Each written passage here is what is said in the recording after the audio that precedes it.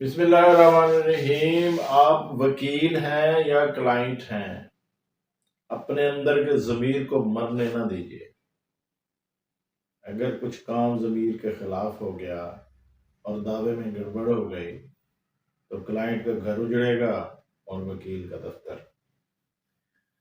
बहुत सी चीज़ें ऐसी होती हैं, अगर आपको लगे कि आपका केस कमज़ोर था या दूसरी साइड से मेहनत बड़ी हुई और केस आप हार गए, तो हो सकता है दिल को तसल्ली हो जाए।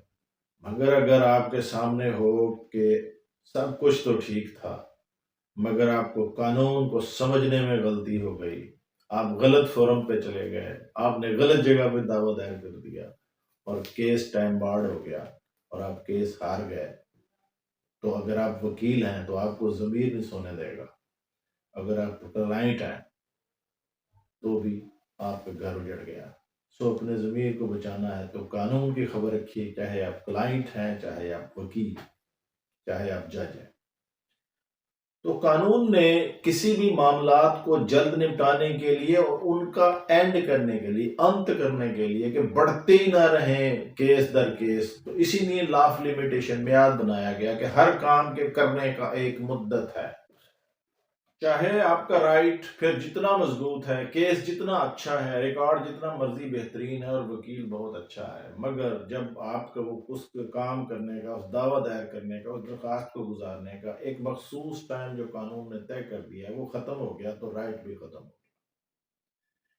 अब ये राइट खत्म हो गया, मगर जाहिर है लोगों के राइट से कानून रास्ता देता है। अगर किसी ऐसी मजबूरी से, किसी गलत फहमी से, कोई जनरल रीजन की वजह से आप वो दावा उस टाइम पर नहीं कर सके जो कानून के मुताबिक था, फिर लिमिटेशन एक्ट में सेक्शन 5 रखा गया। ये 5 में आपने उस ताखीर की अगर मुनासिब वसाहत कर दी और बता दिया कि एक एक दिन की ताखीर क्यों हुई, तो कानून आपको इसकी इजाजत दे देगा, ये रियायत दे देगा कि जितनी ताखीर आपने की आप तो वो माफ कर दी जाएगी और वो आपका केस चल पड़ेगा। ये एक सूरत है। एक सूरत ये होती है कि आपने दावा तो विद इन टाइम कर दिया, विद इन लिमिटेशन कर दिया, मगर जहां करना था वहां नहीं किया, रॉन्ग फोरम में चले गए। जब आप रॉन्ग फोरम में चले गए तो फिर जाहिर है जब आपको पता चलेगा, इतनी देर के बाद पता चलता है कि उसमें वो लिमिटेशन खत्म हो चुकी होती है, तो कानून एक और सेक्शन देता है लिमिटेशन एक्ट में, section 14,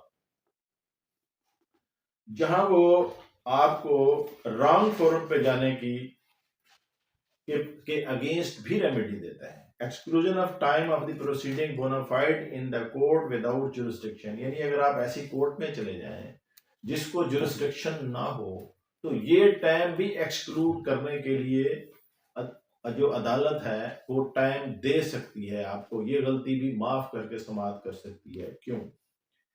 In computing the period of limitation prescribed for any suit, the time during which the plaintiff has been prosecuting with the diligence another civil proceeding wherein the court of the first instance or in court of appeal against the defendant shall be excluded where the proceeding is founded upon the same cause of action and is prosecuted in good faith in the court which from defect of jurisdiction or other cause of like nature as unable to entertain it।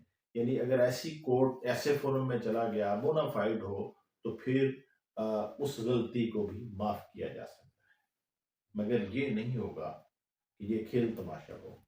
ये एक दावा मैं आपको refer कर रहा हूँ, अगर आप इसको पढ़ेंगे। ये दावा है अयाज महमूद बनाम मुसद्दिक, 2024 एलसी पेज 357। इसमें एक दावा तामील मैदा मुख्तसुआ तकरीबन 6 करोड़ 12 लाख की प्रॉपर्टी थी। सूट दायर हुआ, सूट खारिज हो गया। उन्होंने उठाई उसकी अपील और डिस्ट्रिक्ट जज रावलपिंडी में दायर कर दी।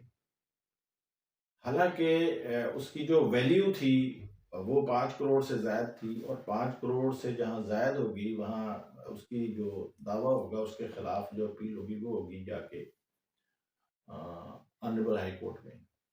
तो वो डिस्ट्रिक्ट कोर्ट में पेंडिंग पर रही। 1 साल बाद डिस्ट्रिक्ट कोर्ट ने उनको ऑर्डर 710 में रिटर्न कर दी कि हमें तो अख्तियार समाअत ही नहीं है, आप जाइए।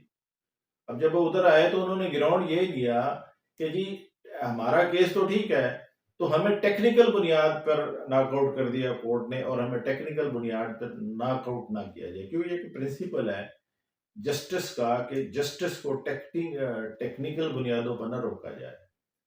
तो इस फैसले में ऑनरेबल कोर्ट ने कहा कि ये जो लॉ ऑफ लिमिटेशन है ये एक लॉ है, ये टेक्निकल बात नहीं है। तो यहां तो आपको ये साबित करना है कि वो जो डिले थी वो बोनाफाइड थी, टू द सम एक्सटेंट वो ऑनेस्ट थी, और आपने कोई सीरियस मिसअंडरस्टैंडिंग को जाहिर करना था कि संजीदा गलती थी जिसकी वजह से आपको मिसअंडरस्टैंडिंग हो गई। अगर आप ये इस्टेब्लिश नहीं करेंगे और ये कहेंगे आपको टेक्निकल बुनियादों पे निकाला गया, तो ऐसे नहीं होगा, और ये अपील खारिज हुई। अगर आपने इसी में दो मजीद जजमेंट है बड़ी अच्छी इसी पॉइंट पर है, ये 2000 PLD 16 सुप्रीम कोर्ट 872 खुशी मोहम्मद केस है। ये केस भी अगर आप देख लेंगे तो ये भी इसी सेम सब्जेक्ट पे है कि जो है अगर उसकी बोनाफाइड वो जो स्टेबल नहीं करता ये चीज़ें, तो फिर उसको कंडोन नहीं किया जाएगा। इसलिए याद रखिए कि दावे के बारे में सबसे पहले जो चीज़ें देखी जाएंगी वो कोर्ट फीस प्रॉपर देखी जाएगी, उसकी जुरिस्डिक्शन देखी जाए, उसकी लिमिटेशन देखी जाए, क्योंकि लिमिटेशन एक बहुत संजीदा और तीखी तलवार है जो दोनों तरफ की गर्दन को काट देती है। तो उम्मीद है आप याद रखेंगे कि जब भी दावा दायर करें तो प्रॉपर फॉर्म भी चेक कर लीजिए और लिमिटेशन भी चेक करें। Thank you very much.